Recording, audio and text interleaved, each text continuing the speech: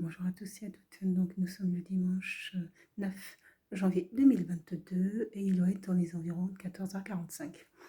C'est une vidéo qui porte sur la thématique prière, louange et témoignage et qui clôture une des vidéos, je dis une des vidéos parce qu'il y en aura plusieurs, qui clôture donc cette semaine de prière sur les différents sujets que j'ai abordés durant cette semaine, mais sur le rallye prière, c'est-à-dire s'accorder, essayer de s'accorder du temps dans la journée pour louer, chanter, témoigner à la gloire de Dieu. Et donc aujourd'hui, je vais faire plusieurs vidéos à vrai dire, et celle-ci porte sur les enfants de la rue. Et je vous propose d'écouter cette sublime chanson de Yolanda Adams. Écoutez. Je crois que le titre c'est You're Gonna Be Ready. Allez, c'est parti.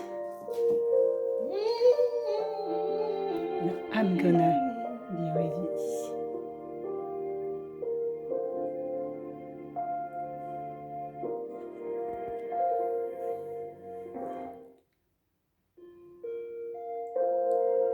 I say a prayer every night. Whatever I do, I'll get it right. With no regret, no guilt or shame this time. No, not this time. Once I surrender, I won't dare look back. 'Cause if I do, I'll get off track. Move ahead in faith and patiently await your answer. What will it be? Sight beyond what I see. You know what's best for me. Prepare my mind, prepare my heart for whatever comes. I'm gonna be ready, strength to pass any test. I feel like I'm so blessed with you in control. I can't go wrong, 'cause I always know I'm gonna be ready.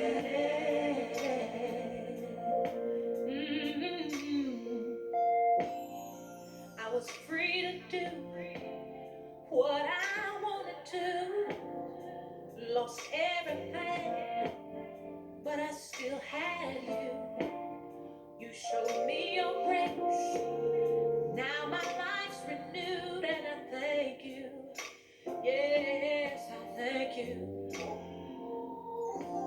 So I'll tell anyone who'll listen.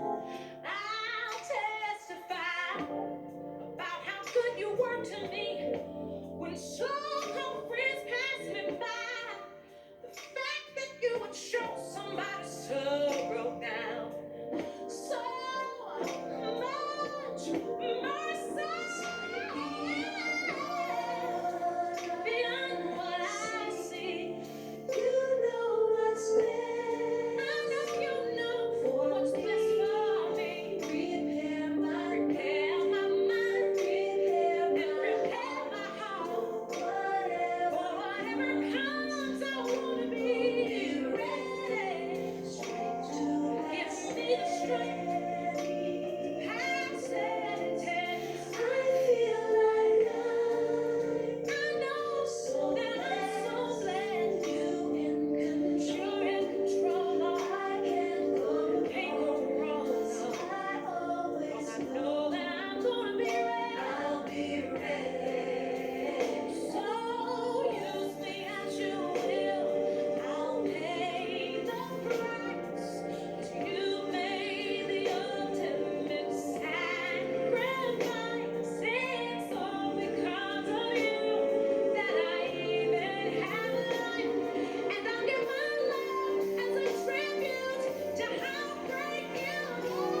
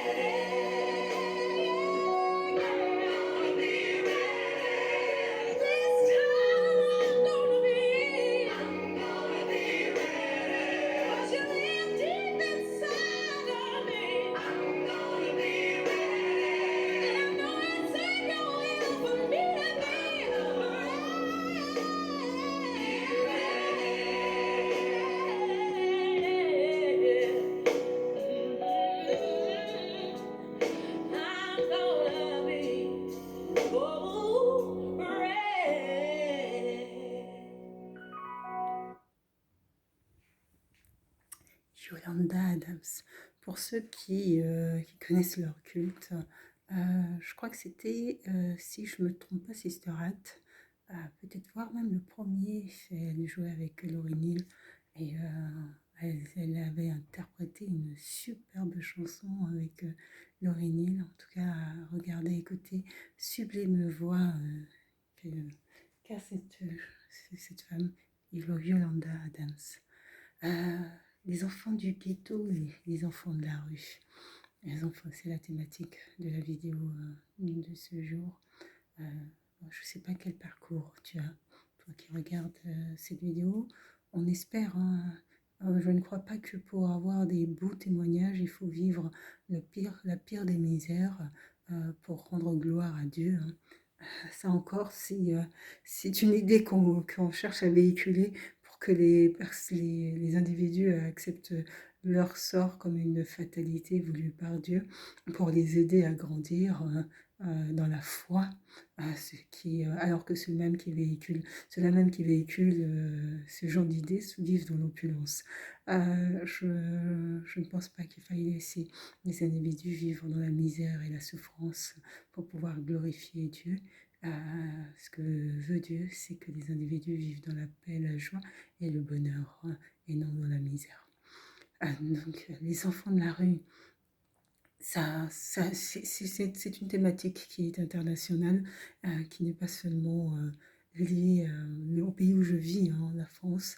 La situation et la problématique des enfants est une problématique internationale. Elle concerne tous les pays parce que les difficultés sont similaires entre cette disparité énorme et cet écart énorme, important entre des très riches et des personnes des personnes aux revenus modestes, à la situation dite modeste dans le sens où les revenus sont faibles dans la traduction. Je veux dire, quand on entend en matière économique, les personnes aux revenus modestes, ce sont des personnes dont les revenus sont faibles. Et donc cette disparité qui scinde finalement notre société entre, on pourrait de plus en plus, on voit la scission entre des personnes très très aisées et des personnes à qui on demande beaucoup, tous les mois de compter les sous, de compter les centimes.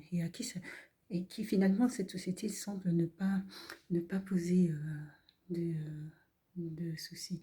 Moi, ça me pose question. Ça me pose question quand les individus sont obligés d'aller faire des heures de queue pour espérer pouvoir avoir un petit peu à manger. Ça me pose question. Petite, je l'ai vécu moi-même, cette situation où, en plus de ça, au collège, il faut accompagner sa maman pour aller faire de la queue pour pouvoir avoir un petit peu à manger. Et donc, j'accompagnais ma maman avec un caddie, on prenait le bus, on allait, on faisait la queue en espérant que c'est aujourd'hui qu'elle ait un peu de viande ou qu'elle ait de quoi véritablement nourrir ses enfants.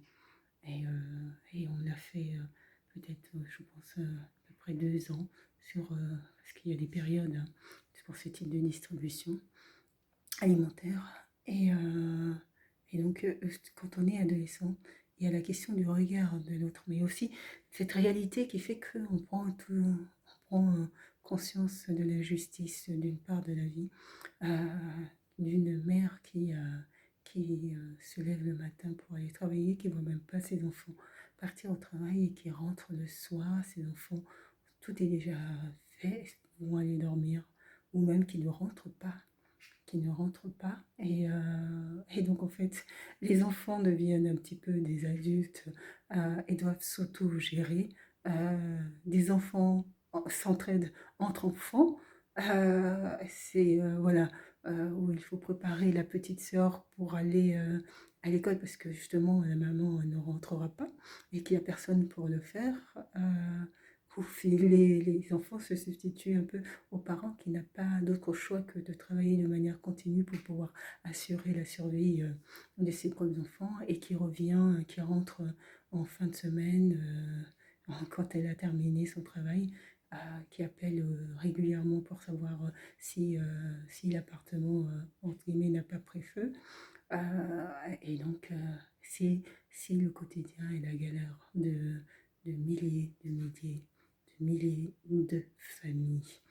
Euh, et à côté de ça, on a des familles, mais moi j'ai envie de dire gloire à Dieu, hein, attention, euh, gloire à Dieu.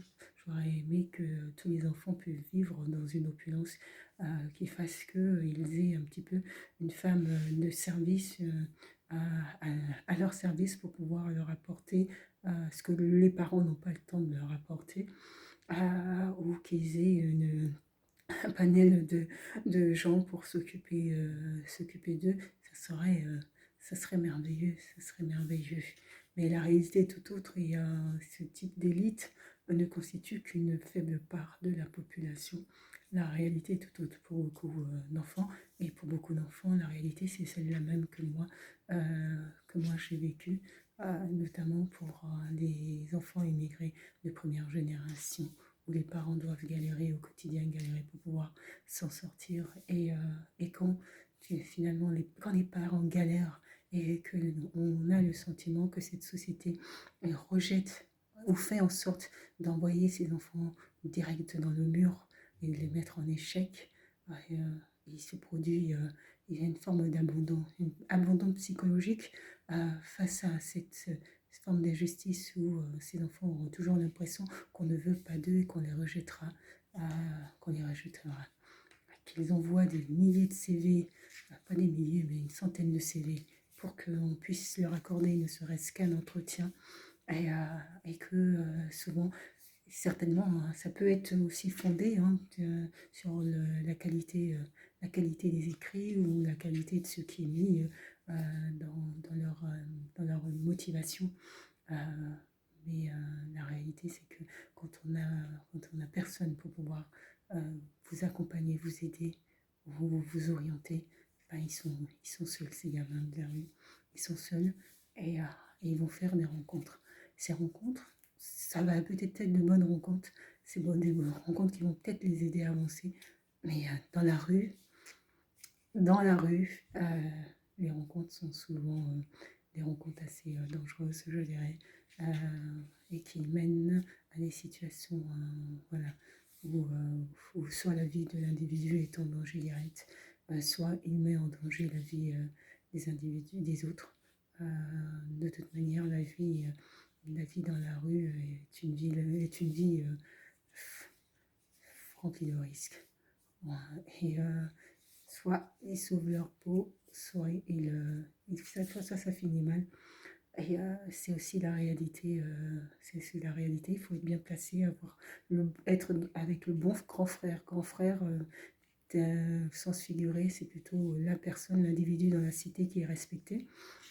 Celui que tout le monde suit parce que souvent il sort de prison et qu'en prison il a montré qui il était et que ça a fait sa renommée non seulement dans la prison mais en dehors de la prison, ce qui fait que généralement les personnes le craignent beaucoup. Donc voilà, donc il faut être soit du bon côté, mais ces enfants de rue qui sont amenés souvent à avoir le sentiment d'injustice et à vouloir aider leurs parents n'ont souvent qu'une porte de sortie, c'est celui de vendre des produits illicites ou de faire des braquages, des vols pour pouvoir s'en sortir. C'est un peu un cercle vicieux hein, que vivent ces enfants, un engrenage finalement qui a été, qui est, je dirais, la résultante d'éléments concomitants. Et ces éléments concomitants, ça va non seulement d'un système scolaire défaillant, d'un cercle familial défaillant, des réseaux amicaux défaillants, des enfants que la société rejette et dont la société ne souhaite pas voir le sort qui leur est réservé, sauf au moment où finalement ces enfants je dirais, soit appellent au secours, soit se rappellent à cette société comme existant et comme étant justement la résultante de toutes les défaillances de notre société et des dysfonctionnements de notre société civile. Euh, je, euh, je, je fais cette vidéo plus sur cette thématique parce qu'en fait, ce qui m'embête, moi, ce qui me chagrine particulièrement, c'est qu'en fait, ces enfants n'ont pas de choix, n'ont vraiment pas de choix, que finalement, ils en viennent eux-mêmes à s'organiser pour s'entretuer. Alors qu'ils sont eux-mêmes, tous. Si tu as l'occasion de regarder cette vidéo, dis-toi que l'autre, qui est dans l'autre gang, qui est dans l'autre groupe, est autant une victime que toi tu es une victime. Vous êtes tous des victimes de cette société, vous êtes les rejetés, entre guillemets, de cette société. La société a ancré la pauvreté dans le fonctionnement et ça leur permet quelque part de maîtriser les conduites de certains individus et de contenir leur volonté de liberté. Tu es une victime, ton camarade qui est dans l'autre gang est une victime, vous êtes tous des victimes. Et sauf qu'en fait, au lieu de vous soutenir, vous vous entretuez à l'heure actuelle. Vous entretuez, vous organisez même vos meurtres dans la prison, même hors de la prison. De toute façon, vous n'oubliez jamais puisque vous êtes dans la rancœur constante. Donc, ça fait que l'individu qui a même payé sa peine de prison, qui ressort, est mort à la sortie. C'est sans fin. Vous êtes rentré dans un cercle infernal sans fin qui fait que la mort paraît rentre dans un quotidien ordinaire effroyable, mais ne vous peine même pas. Et c'est ça qui est terrible. Et pourtant, vous êtes des victimes. Tous, autant que vous êtes des victimes de ce système-là. On vous a vendu, vous achetez des armes, vous les achetez en plus cher. Donc vous nourrissez un marché noir derrière, un marché où les armes qui vous sont fournies, avez-vous une idée d'où proviennent ces armes? Finalement, ces armes qui vous sont vendues, mais ces armes qui vous sont vendues pour que vous vous entretuez. Vous faites finalement le sale travail que ceux-là même qui vous vendent les armes ne peuvent ou ne veulent pas faire en se salissant les mains pour une question, je pense, aussi d'apparence. Et donc, on vous vend les armes, mais on vous vend des armes. Il faut que vous arriviez à comprendre. On est dans un système totalement pervers. Je ne sais pas si vous avez regardé Le Roi de la Guerre. Euh, je crois que c'était avec Nicolas Cage. C'est un système totalement, mais totalement à la limite qu'on pourrait considérer comme hypocrite où, où ceux-là même, ces armes proviennent de ceux-là même qui lèvent la voix pour dire « Oh, c'est intolérable, ça nourrit un marché, mais ça permet justement d'éliminer ceux qui dérangent. Ils vous vendent les armes pour que vous vous entretuez. Comme ça, vous vous éliminez tranquillement. Eux, ils n'ont rien à voir dedans. C'est eux-là même qui vous ont vendu les armes. C'est eux-là même qui vous ont vendu les armes. J'ai regardé une émission récemment qui parlait de la Sierra Leone. Et cette émission parlait de la prostitution donc en Sierra Leone. Et donc, en fait, ce qui s'est passé, c'est qu'une des jeunes filles a été frappée, battue, violée par un policier sierra-léonais. Et donc, elle a porté plainte. Ce qui s'est passé, c'est qu'elle a été convoquée par les collègues de ce policier qui lui ont proposé un mois de salaire à condition qu'elle retire sa plainte. Un mois de salaire à condition qu'elle retire sa plainte. Ils lui ont expliqué que cet homme-là avait des enfants, avait une femme, et que si elle maintient sa plainte, eh ben, il va voir sa vie qui sera gâchée. Et cette jeune fille a retiré sa plainte, et dans la vidéo, elle disait « Oui, mais il a une femme, il a des enfants, je peux pas faire ça, j'ai retiré ma plainte et j'ai pris le mois de salaire. » Quelques temps après, ah ben, elle a été kidnappée, il l'a envoyée au Nigeria pour faire de la prostitution. Elle a été kidnappée et envoyée au Nigeria faire de la prostitution. À votre avis, qui est-ce qui a organisé son kidnapping et qui l'a envoyée au Nigeria pour faire de la prostitution? Elle a retiré sa plainte pour 1 mois de salaire, alors que cet homme-là l'a battue. Et il voulait qu'elle meure. Il voulait qu'elle meure. Ils se sont débarrassés d'elle en l'envoyant loin au Nigeria. On vit dans un monde où, heureusement, hein, c'est rare, mais en Afrique, on n'est malheureusement pas, en France aussi, hein, il y a aussi, je vais faire une vidéo sur ça, mais en France aussi, hein, mais bon, en Afrique c'est encore plus ancré avec les bacs chiches et toutes les corruptions. Les salaires sont tellement faibles que la tentation est rapide de pouvoir, je dirais, rallonger les salaires en faisant des business ou en couvrant des affaires illicites. Ce que les collègues ont fait ne se fait pas. Ça ne se fait pas que de négocier sous table, entre guillemets, voilà, la couverture d'un collègue.